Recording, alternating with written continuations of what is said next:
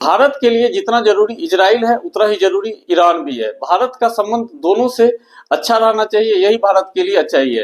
क्योंकि जहां इजराइल से भारत को टेक्नोलॉजी मिलता है, बहुत सारे फील्ड में उस टेक्नोलॉजी का काम होता है। जैसे कुछ समय पहले हम लोग देखे थे जो कच्छ एरिया में जो पीने योग्य पानी का दिक्कत था, तो इजराइल से ही टेक्नोलॉजी आई थी जिससे समुद्र के पानी को पीने योग्य बनाया गया और उस एरिया में पानी का किल्लत कम हुआ।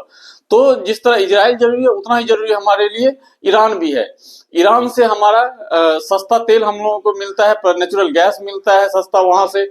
और ईरान से स्टेट ऑफ हार्मोज लगा हुआ है। स्टेट ऑफ हार्मोज जो है वहां से भारत का 50 से 60% वहां से भारत का आयात निर्यात होता है।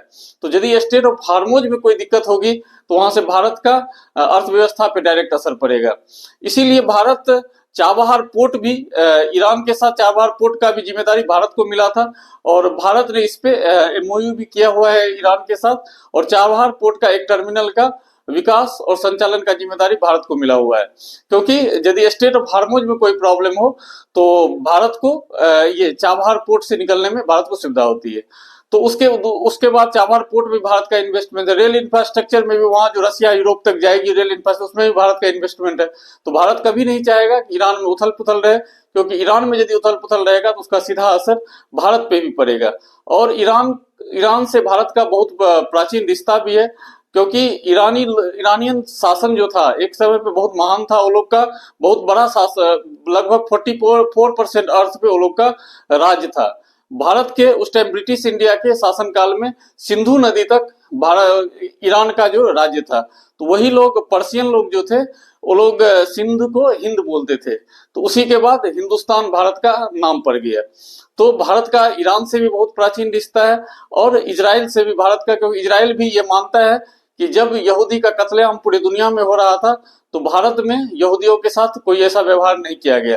तो इजराइल को भारत से लगा हुआ है और भारत को भी इजराइल का जरूरत है। क्योंकि बिना इजराइल का भारत को वो टेक्नोलॉजी नहीं मिल पाएगा जो टेक्नोलॉजी अमेरिका के पास है या दूसरे देशों के पास है, तो इजराइल वो टेक्नोलॉजी भारत को दे देता है।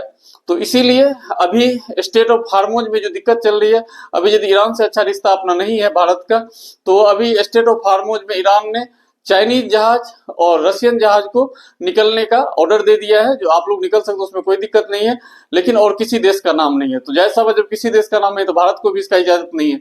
तो इससे भारत की अर्थव्यवस्था पे भी असर पड़ेगा। भारत सरकार ने भी अभी आज का जो न्यूज है उसमें बोले हैं जो हम मेरे पास 15 दिन का कच्चा तेल का भंडार है। मतलब ये युद्ध यदि लंबा चलेगा तो भारत की अर्थव्यवस्था पे भी असर पड़ेगा। तो जानकारी अच्छी लगी हो तो लाइक सब्सक्राइब जरूर करें।